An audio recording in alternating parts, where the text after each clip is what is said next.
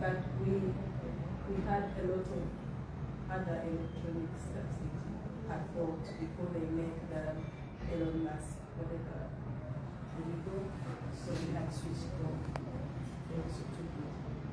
Now, my last question is previously, sometime Monday or Sunday, the Secretary General and Bakoze wanted to come and visit you to deliver some food. We wanted to witness him delivering food to your home, and we were blocked. We were not allowed to come in.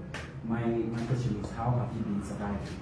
Considering, I mean, I've driven past your home a few times, and there's been a roadblock since. How are you surviving at home? So when the Interreligious Council came to visit, that day they allowed us to go buy food in the market. And that was 7 days later. So our boy was allowed to go to the market. That's how we got some food. So we bought enough and we have been surviving with that. That is after the Interreligious Council. Will you be going back home? Are you afraid? Because whatever happened is very difficult. I am afraid. I have just started seeing the bruises I picked from last night. But I am going to my home. As soon as the doctor says I'm in shape to go home, I am going home first of all to fix everything that they broke down and to go home because that's my home. Also, of course, my name is Walter Mexia from NTV. I would like to hear from you generally.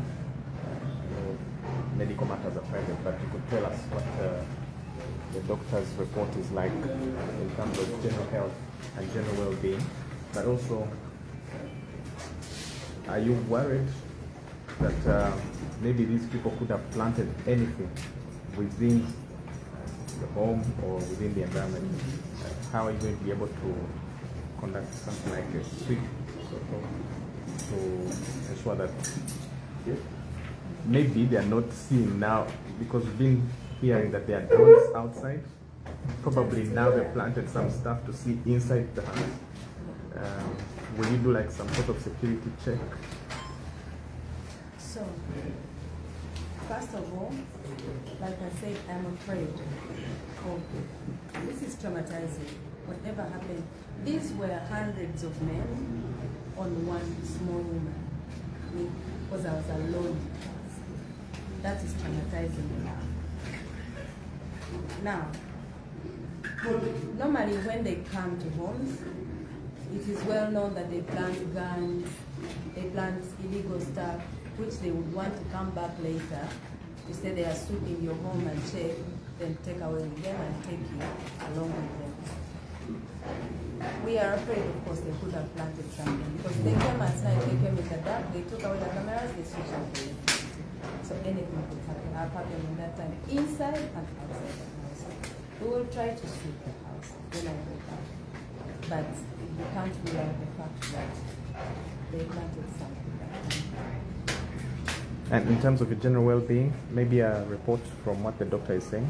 So, I came here, my pressure was so high, and of course right now is when I'm feeling the pain of the strangles that I got. I have some bruises on my thighs. Unfortunately, I can't show you.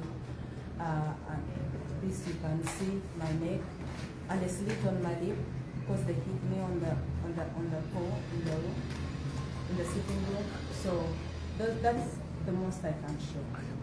But some I feel already because they were holding my hands. My hands are swollen.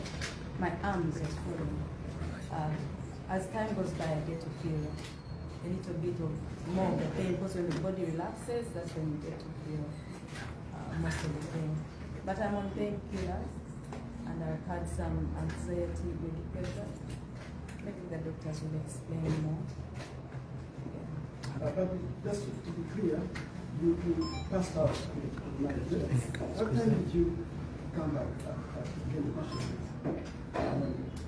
Those people we came back to the hospital at around 1, and they came to our house at about 10:30. So I have not asked the askari what time we left home. But the lock knows, because the lock came home during the whole raid. And he met these people living in our house. He saw the whole squad. So he could tell that I am not in position to give details on proper time. So But we reached here at around 1, and our home is not so far from here, even that it was even at night, so the drive wasn't long. So if I say that you are unconscious for maybe a couple of hours, would that be accurate? No, that's too much, I think. It wasn't so many hours. Yeah, if it's more, it's about an hour. Because I realized that I was on the way coming to the hospital. So meaning at around 1. And also, I need to ask this question. Did you feel at any point that General Bobi was in the property as well? Of course.